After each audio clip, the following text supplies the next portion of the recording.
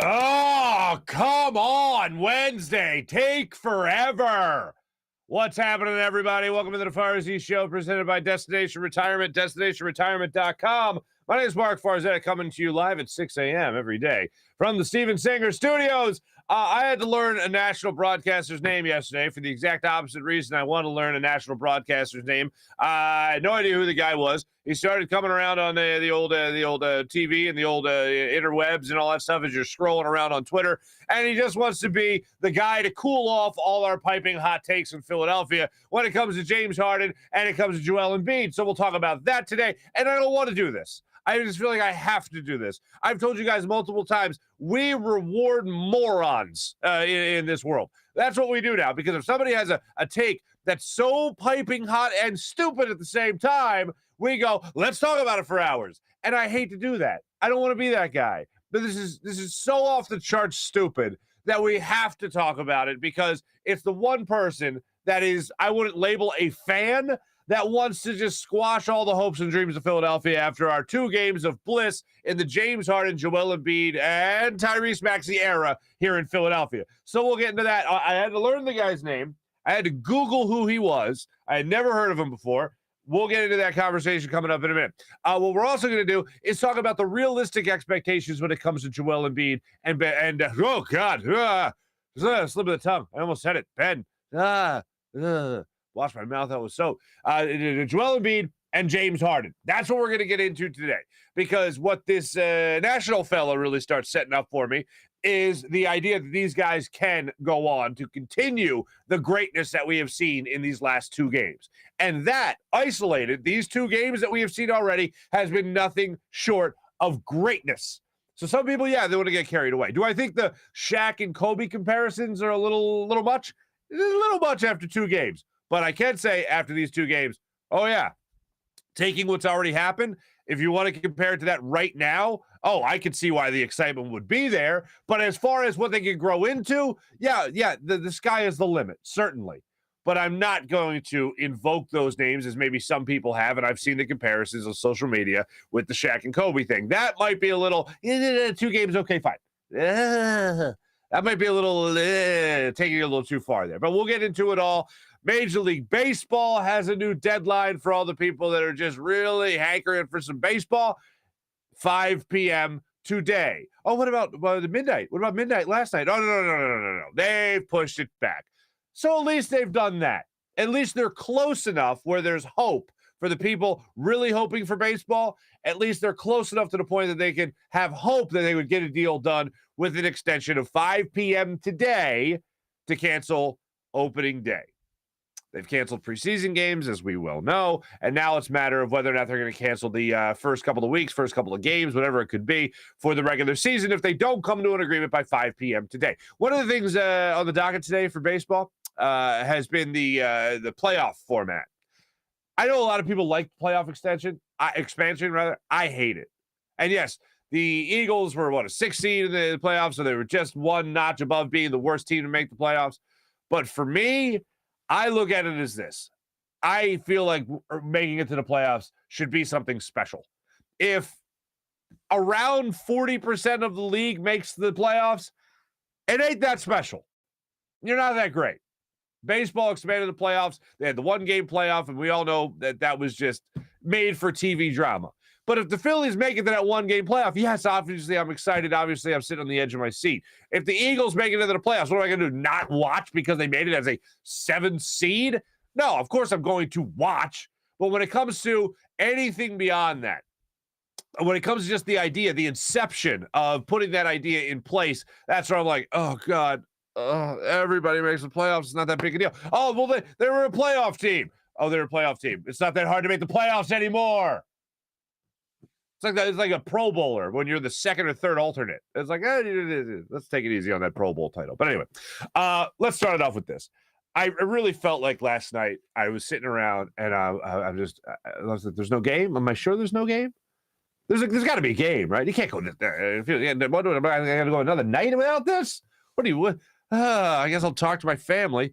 It felt like that long, drawn-out period when you're really excited for something to happen. And when we were watching the game on Sunday, And we're hearing Sixers fans take over. And I had some friends at the game at Madison Square Garden that were part of that Philadelphia takeover of MSG. It just got you more excited for Wednesday night.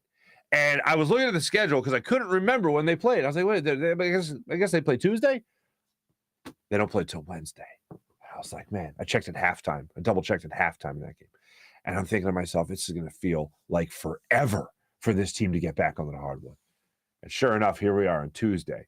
And I just can't wait for this day to be over. I can't wait for Wednesday night. South Philadelphia, James Harden makes his debut. And the more I talk about it, the more I think about it, the more excited I get about it, because we finally get to see James Harden in a Sixers uniform on the Wells Fargo Center court. We will finally get Matt Cord's introduction of James Harden as a Philadelphia 76er.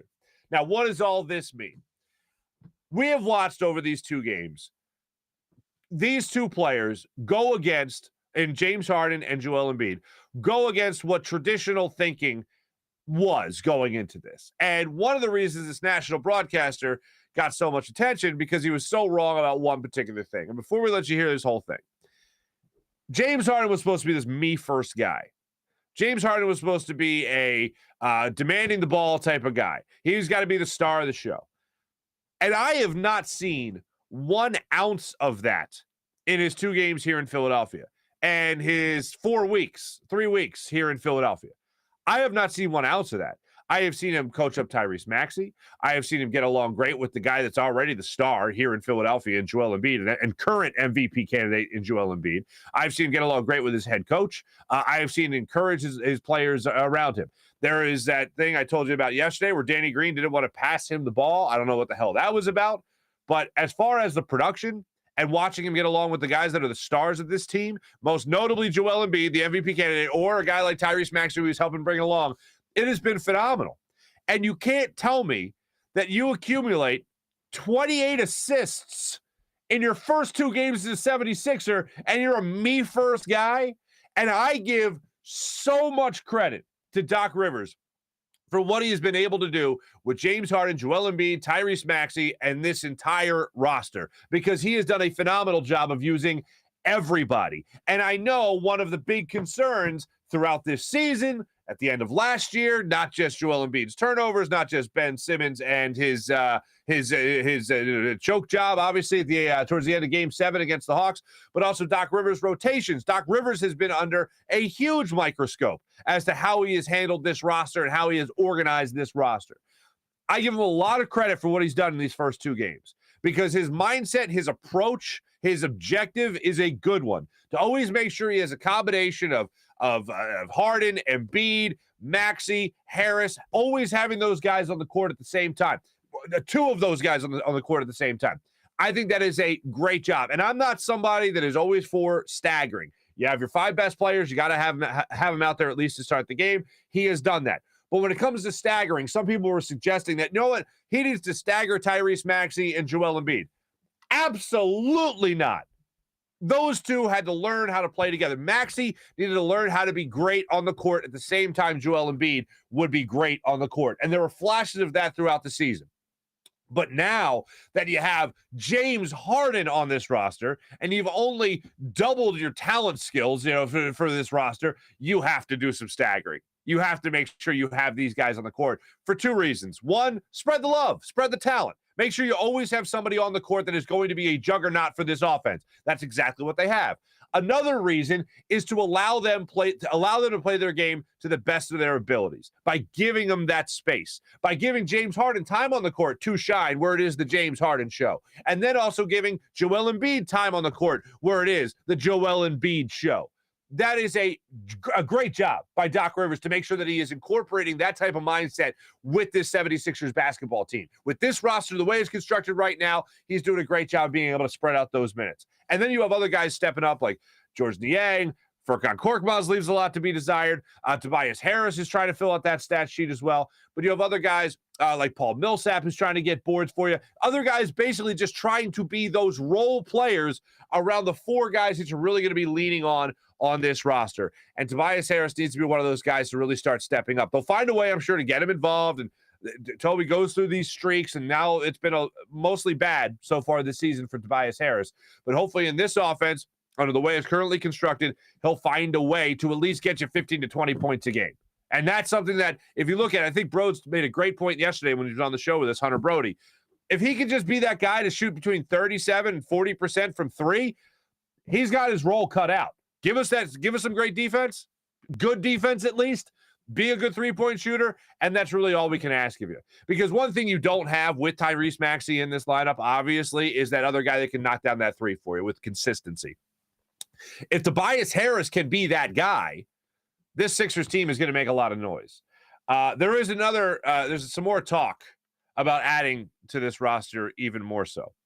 And that's DeAndre Jordan.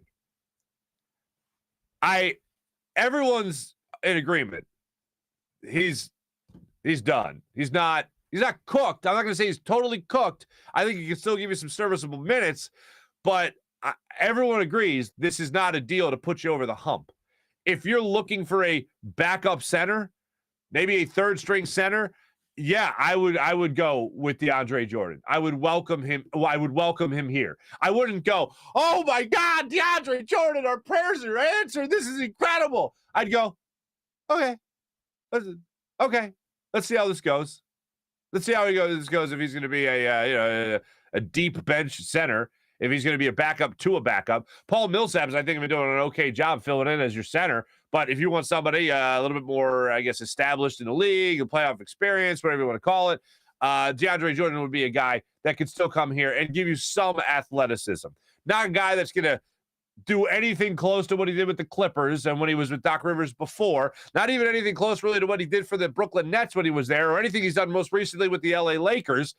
But a guy that can just be a serviceable backup to your backup, yeah, all right, we can have a conversation. But it's not going to be anything that's going to go, oh, my God, how dare they sign DeAndre Jordan?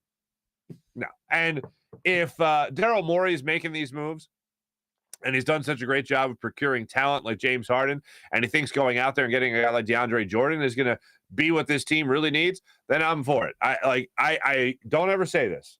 I never said it about Sam Hinkie. I never said it about Chip Kelly. And these are the two people we've said this trust thing about the most over the last couple of years. Well, last couple of years. He's been about 10 years in Philadelphia.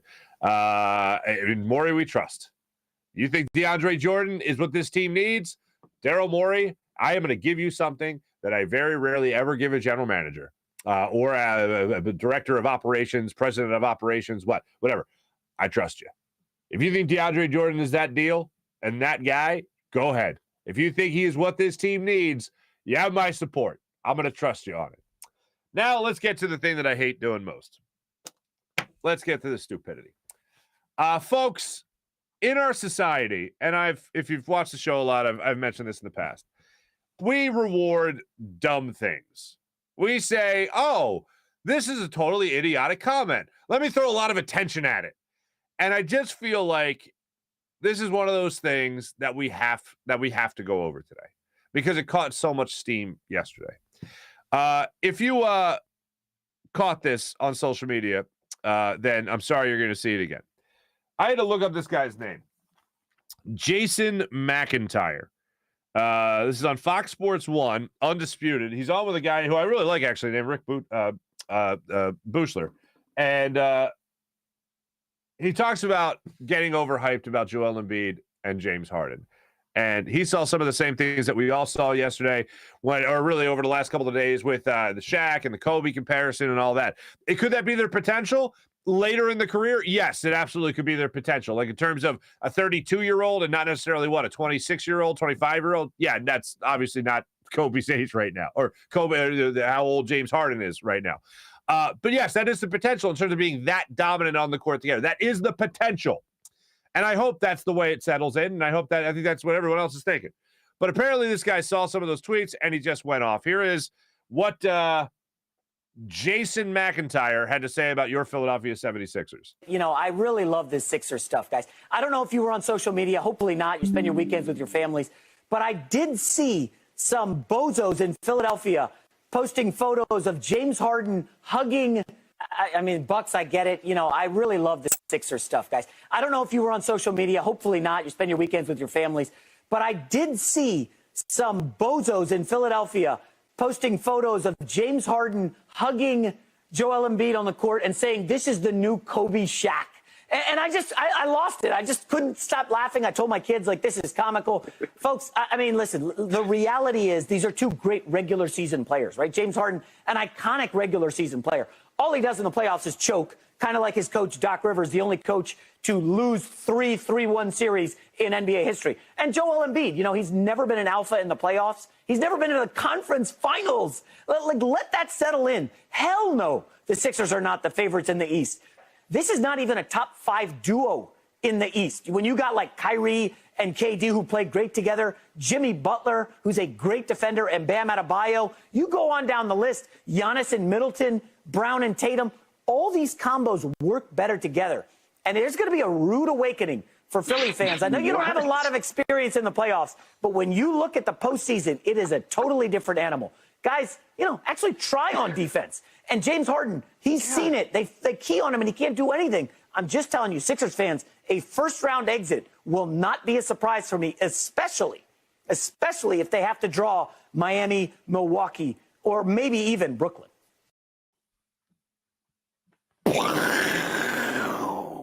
Mind blown with stupidity. Sorry I had to show you that. Hopefully your kids weren't in the room listening to that garbage while that was going on. So let's break it down. Let's say a lot to unpack. Okay. KD and Kyrie.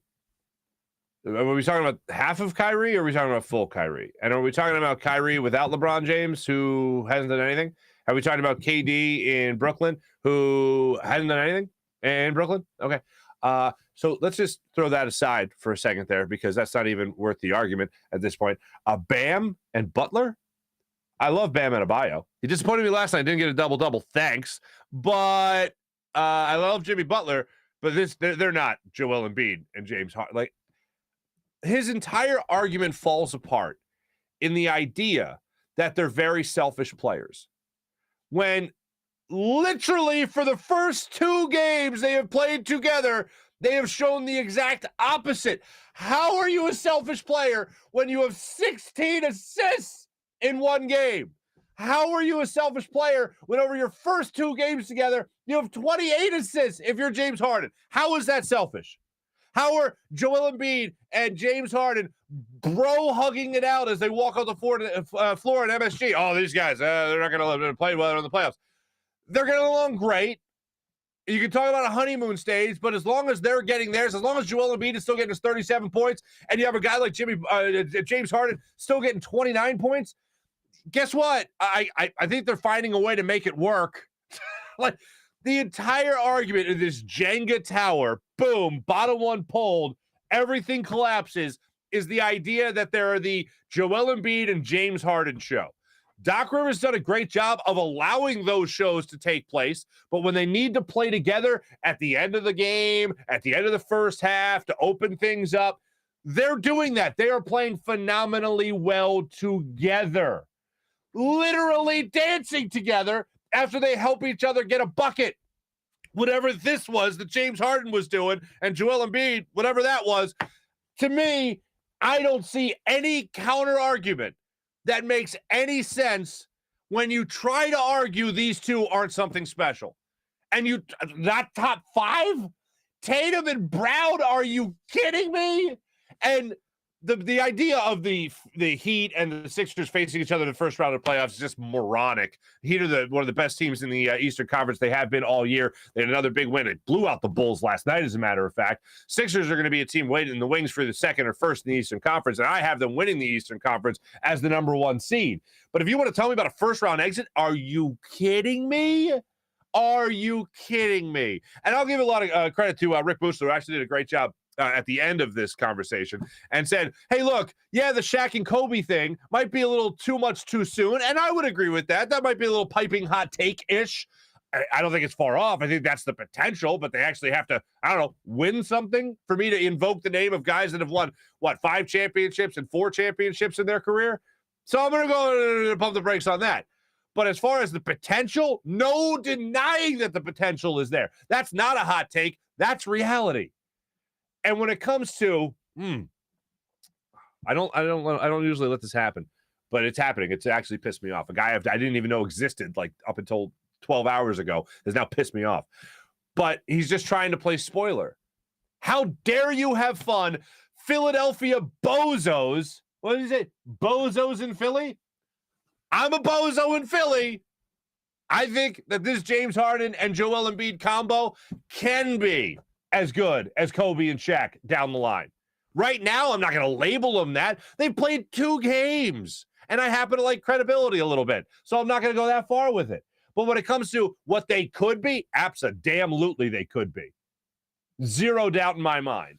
You bring up the defensive thing, which I would always do with James Harden before he was a 76er. But we're not like grasping at straws here. We all understand that James Harden's not winning Defensive Player of the Year anytime soon. Like he's not a great defensive player. What he is great at, I will say this is on the defensive end, is getting his hand involved in different plays, forcing turnovers. Guy dribbling by, he'll try to swipe it away, something like that. That's what set up a fast break in their last game. He'll do stuff like that. When it comes to shut down defense, no, he's not Ben Simmons. He's not Matisse Thybulle. He's not Danny Green. He's not doing anything like that. But when it comes to just being a heads-up player, head on a swivel, yeah, he'll make a play for you defensively.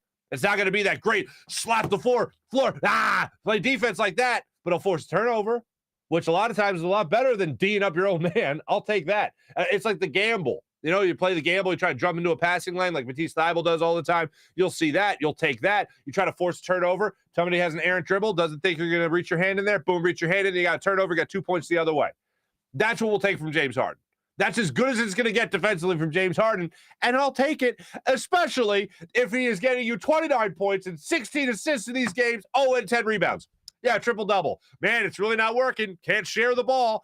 That is just the most moronic take I could have heard after 2 games with this. That his take is actually more moronic than hearing about Shaq and Kobe comparisons with James Harden and Joel Embiid. Because even if you're making that comparison now, here's what's true. The potential's there. For being as good together, the potential is absolutely there. Zero doubt in my mind. And you want to list off 5 other duos that are better? No, I'm not taking Giannis and Chris Middleton. No, I'm not taking Bam and Butler. No, I'm not taking Kyrie and KD over this. Absolutely not. And the other thing I'm not taking is Jaylen Brown and Jason Tatum. Like, I like all those guys that I just rattled off there, but I'm not taking one of them over James Harden and Joel Embiid. And it's not just James Harden, who is obviously more of the national story because he's been an MVP and he's been around forever. It's more of the disrespect that falls upon Joel Embiid because he's a center. And when I talk to people outside this market, they talk to me about how a center can't close games, about how a center needs to be under the basket. And I'm like, are we in the same, is it 2022 to you guys, or is this like 1995? Or even better, this is like 1985. Like, a center can dominate. A center who is Joel Embiid. And by the way, I don't even like calling him a center because it puts him in that box. It puts him in that typecasting. This guy is a phenomenal basketball player, Joel Embiid. And if Joel Embiid, one of the things that is amazing about him is how he moves. And we watch every game he plays. So we know. A lot of people, the casuals, the national casuals, they don't know. But more so, this conversation has to do with great disrespect to Joel Embiid than it does to James Harden. Because it feels like right now, not a lot of people that should know how good Joel Embiid is know how good Joel Embiid is.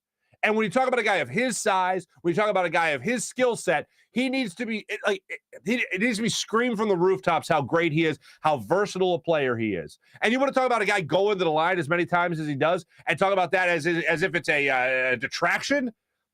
Hey, you know what? I'm not all for the human rain delay in sports.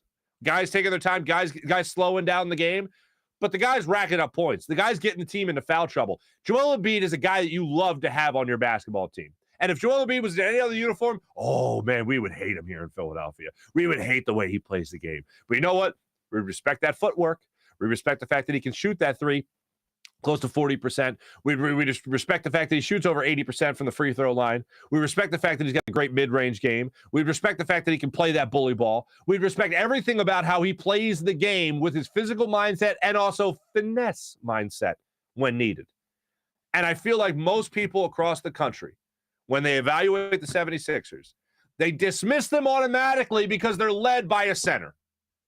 Well, now guess what? They're still led by that center, but they got a pretty damn good guard in James Harden, already an MVP in his back pocket, and another guy, a center, not named Nikola Jokic, that could put an MVP trophy in his back pocket this year. The disrespect from the country about the 76ers. And it all starts with, check his name again, Jason McIntyre, among others, is just ridiculous to me. And I don't know what it's going to take for people in the national audience to respect what the Sixers are doing right now. But I think it's going to take a championship. And you know what, folks? Even after that, if it does happen this year, people are going to look and go, "Oh, well, that was 1 year. Now that they've won a championship, let's see how they keep it together. See what they do in Philly. Those bozos in Philly. I'm a bozo in Philly. Hi, nice to see you." These two games could not have gone better, and to pull a negative from these first two games means you're rooting against it. That's really the only thing that there is. People that hated the process, for instance, and I always said this: I'm not a Hinkiite. I was never a Hinkiite, but I was pro process. I said, all right, you know what? Not just one tank. I'll take 3 tanks. I remember I did a radio show when it was shortly after Drew Holiday was traded, and I remember saying to people, all right, people are talking about this process. What is it? What do you guys want to do here? How long will you let this last? How long until you're like, all right, stop, let's win? And most people said 3 years. They'd give it 3 years. They would dismiss 76ers basketball on any idea or notion that they could win or do anything for 3 years. They decided not to do it. All right, that's fine. I want to buy into this. I want to make sure we're not in basketball purgatory. Let's get it going here. And it turned out to be about 3.5 years of Sam Hinkie as the GM of the 76ers, where the Colangelos came to town and Babs Botini. And now those people that were rooting against it from the entire time, they might be the people that are also anti-Joel Embiid because he's a product of the process. In fact, he is the process. There might be people rooting against it there. But on the national stage, a center can't lead a team to an NBA championship anymore. What year is this? Well, guess what? If you stop calling Joel Embiid a center and just refer to him as a basketball player, he's a basketball player that every team in the NBA would want on their team.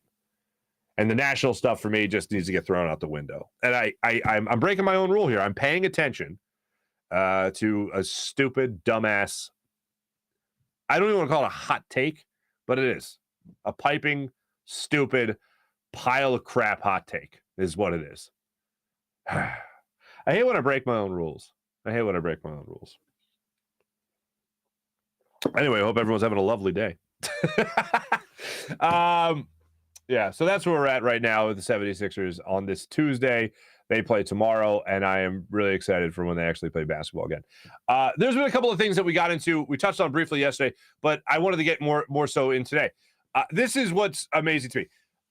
We went through this whole thing with the Ben Simmons fellow, and I'm trying to really understand how far and how good this team can go. And once I've already said, as I've said on this show, that you could talk about the potential of being as good on the floor as Shaq and Kobe, for instance. Once we have talked about that, and once we have introduced that, it's hard to backtrack from that. So I don't want to misconstrue it. I'm not doing that at all. I think that's as good as these guys could be on the floor together. But when it comes to realistic expectations for the Sixers, I don't think it's even going to come down as much to James Harden. I don't think it's going to come down as much to Joel Embiid. I think what this is really going to come down to, because I think those two players are going to play great.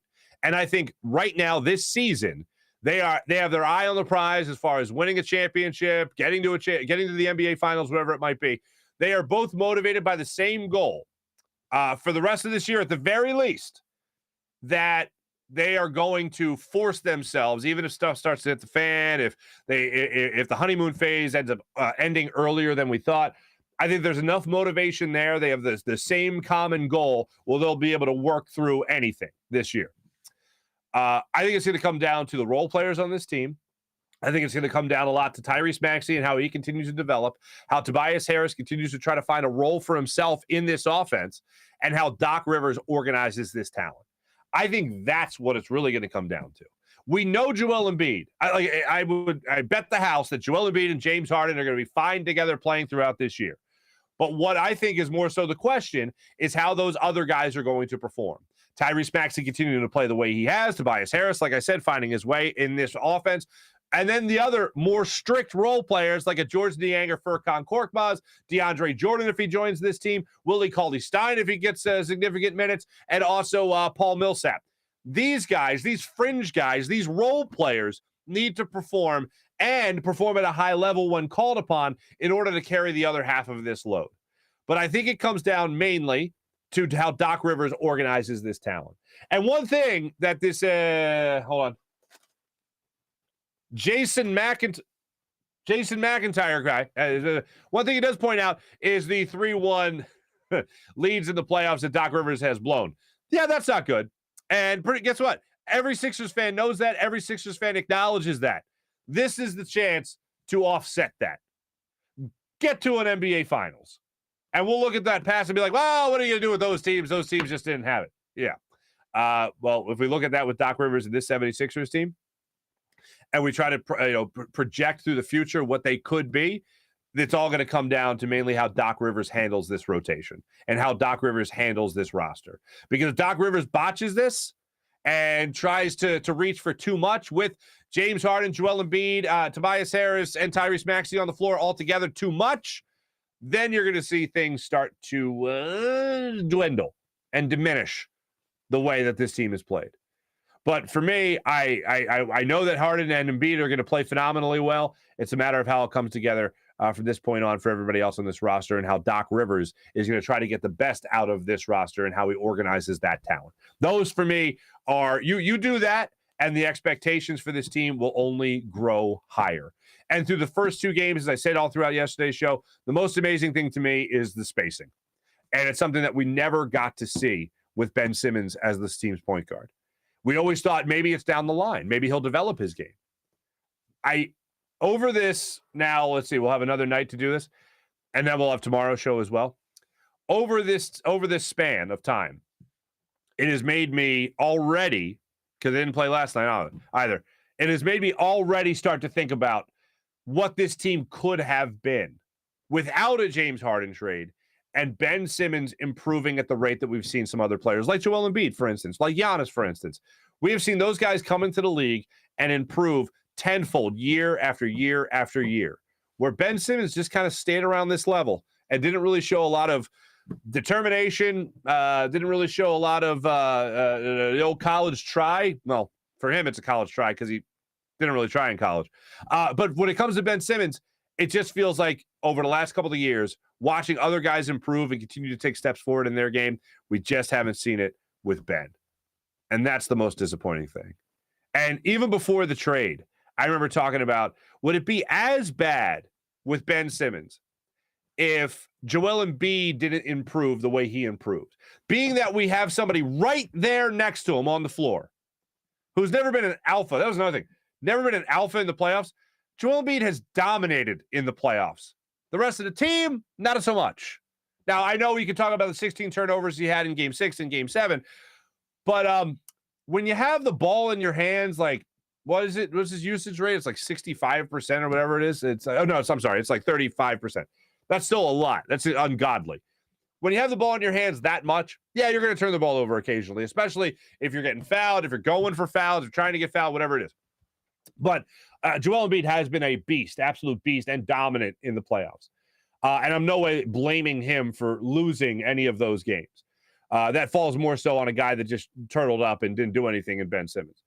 But when it comes to this particular team and how this team is going to pull it together going forward, for me, it all comes down to Doc Rivers. It comes down to the fringe players on this roster. And when it comes to a guy playing as well as he has played in recent years and continuing to improve like Joel Embiid, I think if Ben Simmons didn't have Joel Embiid next to him, people might say, well, would it be as bad? It'd be worse. It would be far worse because you wouldn't have the saving grace of another presence on this team distracting you from Ben Simmons' lack of improvement. So for me, I think it would actually be far worse than where we're at right now. Let me tell you, ladies and gentlemen, right now about my good friend, Mike Seibert at Destination Retirement, destinationretirement.com. Mike Seibert wants to help you out. He's a retirement income certified professional. He's a financial advisor for Eagles fans only and Sixers fans only. His firm, DestinationRetirement.com, Destination Retirement LLC, is a full-service planning firm and a partner of 1847 Financial. Mike helps clients with accumulation and distribution years. What's the difference? A lot.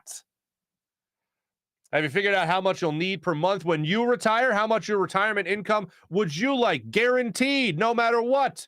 If you want to protect any assets from downside market risk and do so with a written plan, then you need Mike Seibert. If you have questions, you need answers, and you have assets of over $250,000 or more, Mike will create a written plan to help you offset your retirement expenses and your fees free of charge using software from Retirement Analyzer. She's usually charging just under $2,000. So act now. DestinationRetirement.com, folks. Your plan will show you how to help offset your retirement expenses in a volatile market as well, ladies and gentlemen, as help minimize taxes. With over 30 years of experience, Mike is committed to helping Eagles fans and Sixers fans get to and through retirement. It's not just about getting there, it's about getting through it as well, as comfortable as possible. Mike Seibert helps do that with DestinationRetirement.com. You can reach Mike at 484-275-6035. That's 484-275-6034, or visit DestinationRetirement.com. That's DestinationRetirement.com. Click on Find Out at the top of the page and fill out the questionnaire to see how prepared you are for retirement. And you can also sign up for his newsletter, so make sure you do that. He'll get back to you and talk to you about how he can help. As always, go Birds and play the song. Steven Singer, coming to you live from the Steven Singer Studios, the other corner of 8th and Walnut, right on Jewelers Row in Philadelphia. Check out IHateStevenSinger.com. Need that special birthday gift? Need a special gift for someone in your life? Anniversary coming up? Just looking to buy something nice for somebody you love in your life? What better than diamonds from Steven Singer Jewelers? Do what I do. Trust Steven Singer with all your jewelry purchases. And here's the best part. You're going to get taken care of like your family at Steven Singer. A lot of people, they get nervous when it comes to big money spending, when it comes to buying diamonds, when it comes to buying jewelry. Steven Singer makes you feel relaxed for a couple of reasons. One, you don't have to feel like you're going to go in there and haggle, negotiate, whatever it is. No. You sit down. You get taken care of knowing that you're getting the perfect price. Other jewelers like to say, I hate Steven Singer. You know why? Because Steven makes it so easy to buy a diamond and so comfortable to buy a diamond. He's not marking things way up to the point where the prices are intimidating to you. They're the perfect price every single time at the other corner of 8th and Walnut. Steven likes to say he's in the love business. So why not go there and feel the love? Steven Singer Jewelers. You'll get walk through everything by a real jewelry expert. Before you go, you can go to IHateStevenSinger.com and look at all the beautiful inventory that they have of these pristine, sparkling diamonds that are just fantastic. Do what I do. Head to the other corner of 8th and Walnut, IHateStevenSinger.com. Every day, one place, one price, the perfect price every day at Steven Singer Jewelers. That's IHateStevenSinger.com. IHateStevenSinger.com. We're going to get into the chat check a little bit earlier than usual today. I want to see what all you fine people have to say. And our guests are usually on us with the Rothman. Well, oh, by the way, our booker, Jason, has been doing a great job hustling, trying to get us some great guests. We've lined up some. We've gotten some confirmed yeses. So stay tuned to the Farzy show. Going to have some nice names to be bringing your way on the player variety of things. That much I can promise you. But hey, remember the old you? And when they do join the show, they'll join us on the Rothman Orthopaedics guest line. Remember the old you? The one that didn't have to put up with a fickle knee, finicky hip, or shoulder that no longer does what a shoulder should do? Trust the people of Rothman Orthopaedics, because the Rothman approach to orthopedics is here to get you back to being you, back to running, walking, working, playing, back to living your life the way you want. With same-day appointments available, you can start today at RothmanOrtho.com. That's RothmanOrtho.com. Rothman Orthopaedics, the official orthopedic partner of your Phillies, Eagles, and Sixers. Go to RothmanOrtho.com. I didn't look so good last night on WinView. I didn't look so good. And I keep on telling you guys, keep on riding that over with Joel Embiid. It's hit, at least the first two games with James Harden.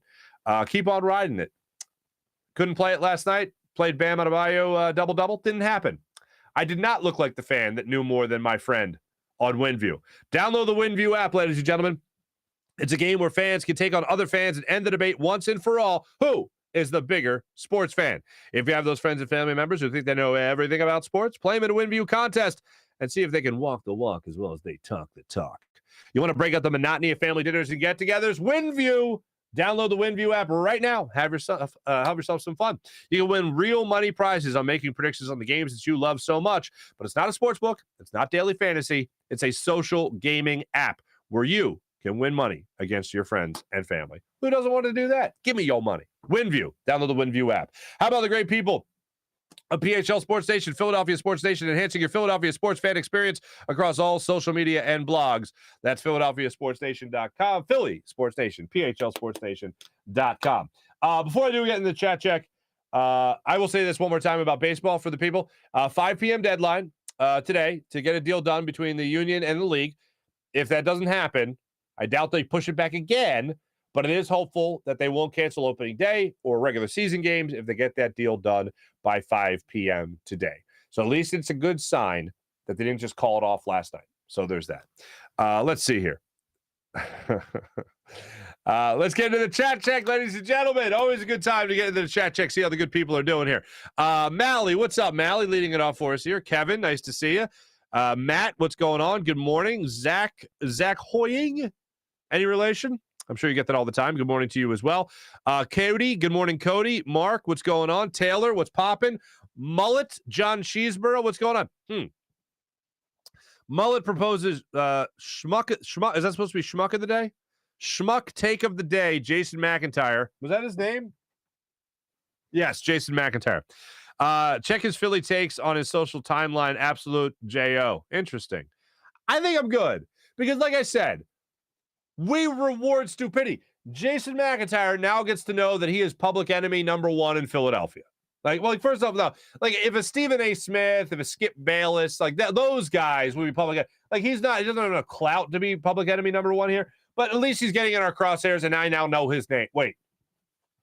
Yeah, that's his name. This Jason fella. There you go. Good morning, Sean. Nice to have you. John, I hope people aren't expecting the Jordan that was choosing between the Clippers and the Mavericks. No, I think most people understand. It's funny. Even the people that are like me, that are like, okay, let's give it a shot, see how it goes, are still acknowledging that he's done. He's cooked. He's toast. Whatever he's got left in that tank, empty it out on the Sixers. That's where I'm at. I'm fine with at least giving it a shot. Mally, I need Jordan to give me 10 to 15 minutes and 6 hard fouls. Okay, Mally, that's the thinking. That's the thinking. John Cheeseborough, I'm hoping they pick up a consistent shooter. I wouldn't be opposed to it, obviously. The guy is trying to get a reaction and wants people talking about him, and he tries to get his name out there. I assume you're talking about this Jason fella. Yeah, I would agree with you, and that's why we have to stop rewarding stupidity in our life. That's what we do now. Did you see this tweet? Did you see this text? Did you see this Insta post? Whatever. Did you see this Pinterest board? All right, whatever. Pinterest is on my brain because it came up in my searches. I told you guys I was making a pasta board. I've never made a pasta board before. I know what one looks like, and I was just looking for ideas. So I Googled it, and then a Pinterest thing came up. And now I'm getting flooded with Pinterest things. And Pinterest is you knit a sock or something, and then you show, look, I knit a sock, and then someone's like, oh, that looks fun, I'll knit a sock. Is that what Pinterest is? Or it's hey, I found a good way to have birthday invitations, to make birthday invitations. It's on Pinterest. I put it on Pinterest. Is that what that is? You Pinterest people out there? I don't know.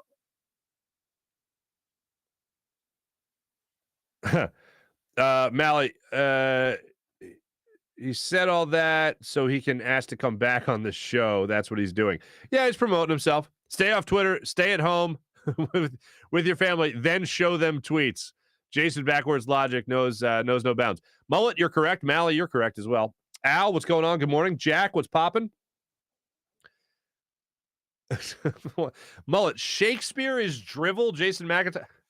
Hot takes through history. Yeah, I like it. Jim, what's going on? Good morning to you. Sean, Kyrie Irving is available in the playoffs. Multiple teams were tired of his craziness. That's the thing. If you want credibility to your argument, Katie and Katie's an MVP, two-time champion. Yeah, fine. Kyrie won a championship though, so I understand why you would invoke his name. But Jason Tatum and Jaylen Brown over 2 MVPs. So you're arguing for MVP in one case, but not arguing in another. Okay, they're tons of fun. Whatever you say.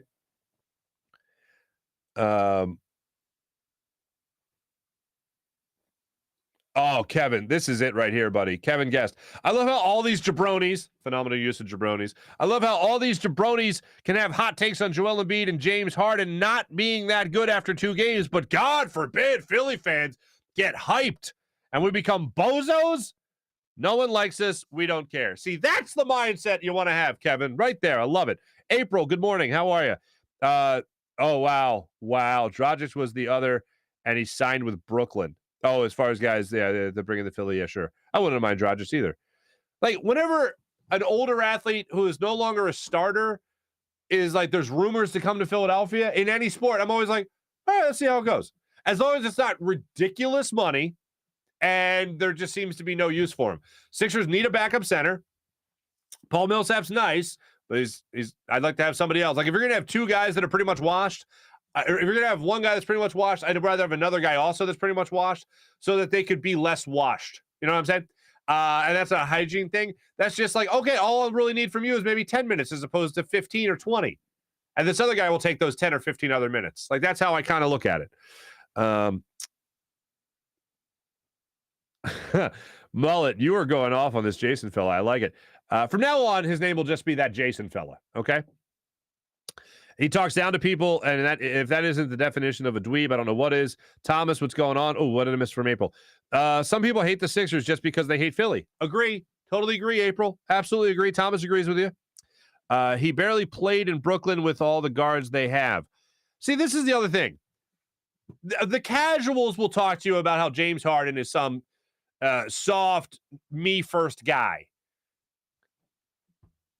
I think it's easy to derive that from a guy that is playing in a place he doesn't want to be, or a guy that's working in a place where he doesn't want to be.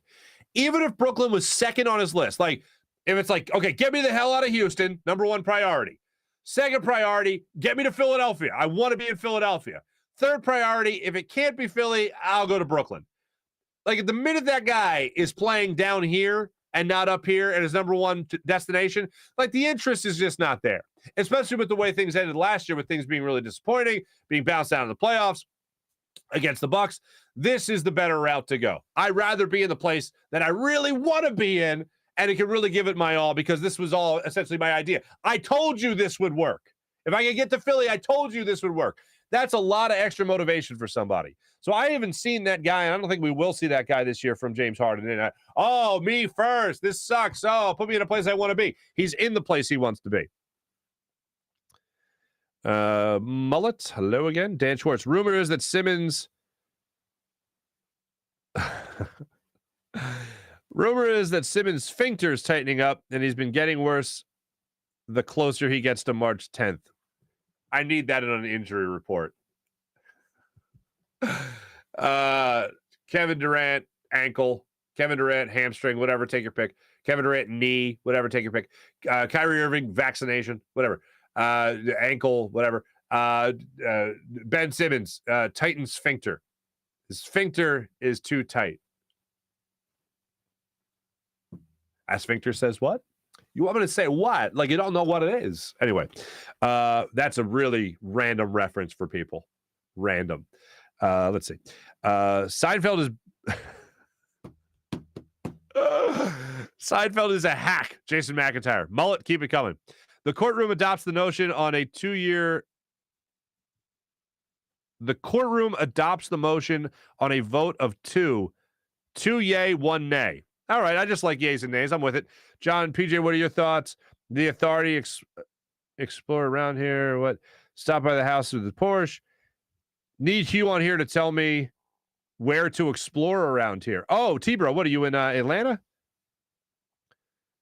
Yeah, we're going to get Hugh on at some point, guys. Definitely. April, any suggestions? You're not far. Need Hugh on here to tell me. April is in Atlanta. Never been to Atlanta, but I've heard that the restaurant Old Lady Gang is really good, but stays busy. There you go, April. Helping people. I like it. Ah, April.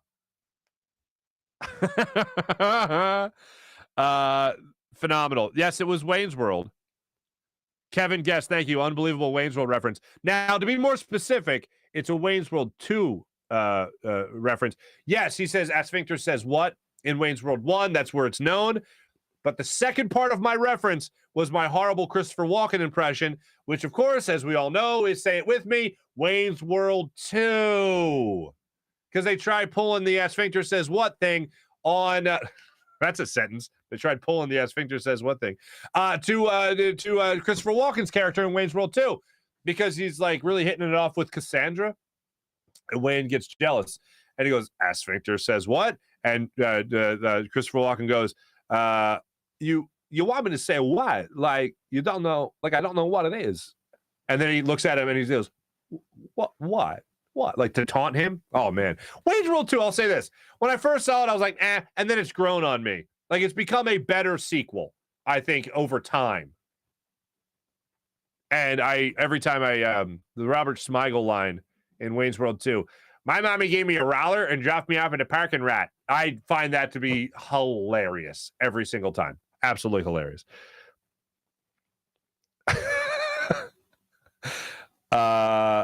Absolutely love this. Wait, I wasn't ready for the early chat check. If we don't get permanent extended Farzy show, I hope Farzi's inner monologue is voiced by Marc Sanchez and Sam Rosen. Damn it, Cheeseboro. You got me again. I thought of one other inconvenience. Have you done the wet sock? Have you done, like, I hope you put on your favorite pair of socks and then immediately step in a puddle or something like that? Like, for instance, it happens a lot in my house because we forget to lock the refrigerator, like when it comes to the ice distribution thing, the ice thing. And my daughter will run up and push it, and then this ice falls down. And then we always forget to pick up one ice cube, and then there's just like this little wet spot on the floor in the kitchen that I always step in. It's terrible. Oh, wow, Sean, thank you. You're too kind to me. The Christopher Walken? That's very nice. I appreciate it. It's very kind of you. Very kind of you. That was our chat check. Ladies and gentlemen, appreciate you guys. Phenomenal stuff, as per usual. Thank you for joining me. That's right, John. You did mention the wet sock a couple years ago. Couple weeks ago. Nice work out of you. I stepped in a wet sock. Now, see, now, Sean, you've encouraged me. I like when people say, oh, you're a talk show host? What's your talk show voice? And I'm like, this one? It's like, it's all that's in here. This and like a bad Christopher Walken. And I think a semi-decent Joel Embiid. When I'm on. If the Joel Embiid is there. Ladies and gentlemen, it's going to be a minute before we get excited about anything. It feels like it's going to take forever for Wednesday night to roll around with the 76ers getting back in action with James Harden and doing so for the first time on the Wells Fargo Center floor. I have really looked forward to home debuts, and I try to always be there. I won't be able to make this game, but I remember when Cliff Lee made his debut for the Phillies in San Francisco in 2009. And I remember going to Citizens Bank Park for his first start. And there was this electricity in the air when he was taking the mound that, like, it was the thing that like, this is why I hate the way baseball's going. And not to go down this negative tangent, but I miss the days where you had guys that were those consistent. Their goal when they went out on the mound was to give you a game. Not give you, and it rarely happened, but at least give me 7 innings. At least give me 6 innings. Like, at least those stud starters that would give you 7, 8 innings, whatever it was, like Cliff Lee, Roy Halladay, whoever. Those are the guys you really look for. Oh, I'm going to the ballpark today because I know my guy might go 0 for 4 at the plate, but I know I'm getting 7, 8 innings of Cole Hamels, Roy Halladay, Cliff Lee, whoever it might be. Like, that's what I loved about, like, I know I'm going to get this from this guy. He's going to go out there and gut out a performance no matter what. Like, that's what I loved about baseball. Cliff Lee's debut had this electricity in the air. Roy Halladay's debut at Citizens Bank Park had this electricity in the air. Roy Oswalt, when he came to Philadelphia, it was, all right, we got to, But the electricity in the air, when Joel Embiid was going to play in his first NBA game, and when they were talking about minutes restrictions, I remember being there in the stadium, just so eager to watch him play. And the electricity that was in the air then was unmatched. Wednesday, we'll get into this more tomorrow. Wednesday night, we'll get a little bit more of that from the 76ers. And I can't wait. Absolutely can't wait. I can't wait to actually get that. Tomorrow morning, we'll be talking about it even more. Somebody tried hitting me up saying that the Flyers can help hold me over. The Flyers, ladies and gentlemen, today are going to be going for a little thing called a win streak. On this March the 1st, they got the Oilers at 7 o'clock. They will beat the Capitals the other day 3-1. Hopefully they keep on building. And that would be pretty awesome for them to keep building. Like I said, Sixers aren't back in action until tomorrow night, so we'll have them as well. That's what we'll be, and I can't wait to get into that game even more so tomorrow. Joel's first preseason game was absolutely electric. Kevin was there. Very awesome. I have a fever, and the only... You guys want me to do cowbell? Mullet. Wells Fargo Center won't be turned. Jason McIntyre. That Jason fella. 7:30 ESPN game. National. We're going national tomorrow, folks. I got a fever, and the only prescription, small cowbell. All right, anyway, sorry. You can't put okay, I did the impression. It's my own fault, but then you can't encourage me. That's putting the quarter in the machine, folks. All right, that's enough. Great catch up with everybody in the chat check. That was our morning rush brought to you by Sky Motorcars and SkyMotorcars.com. Sixers Knicks tomorrow night, 7:30. Flyers drop the puck tonight with Edmonton. 7 o'clock puck drop, so make sure you guys see if the Flyers can win 2 in a row. I'm going to do something tonight. I think the over-under was 2.5. I'm going to take the over on Cam Atkinson shots on goal. Guy used to work with Jason Ellis. I mentioned this a couple of years ago. Excuse me, Josh Ellis. Guy used to work with some years ago at NBC. He's been big on that. I'm going to go Cam Atkinson over shots on goal just for some funsies. So make sure you guys take advantage of that when it comes to just when it comes to our good friends at WinView. But that right there is our morning rush brought to you by Sky Motorcars and SkyMotorcars.com. I'm glad you guys enjoyed the walk-in. I appreciate that. Hey, have a great rest of your day, everybody. My name is Marc Farzetta here from the Farzy Show, brought to you by Destination Retirement, DestinationRetirement.com. From the Steven Sayer Studios, have a great rest of your day. Jim Hyden produced the program. This is a Buzz Sports and Entertainment production. Have a great rest of your day, everybody. Take it easy.